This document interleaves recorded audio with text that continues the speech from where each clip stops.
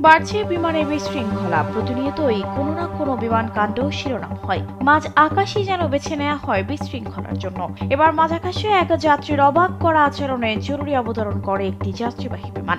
যদিও এর আগেও ঘটেছে এমন ঘটনা। মাঝ আকাশে প্লেনের দরজা খোলার চেষ্টা করেন এক যাত্রী, এরপর এক ক্রুর সঙ্গে ধস্তাধস্তিতে জড়ান। এমন পরিস্থিতিতে প্লেনটিকে জরুরি অবতরণ করানো হয়। ঘটনাটি ঘটেছে যুক্তরাষ্ট্রের আইওয়াতে।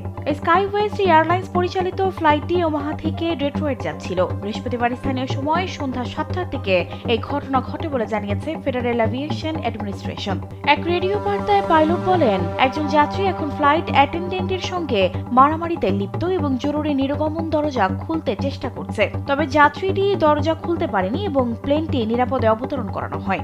Original product, best service and best offer. Your right choice, Transcom Digital.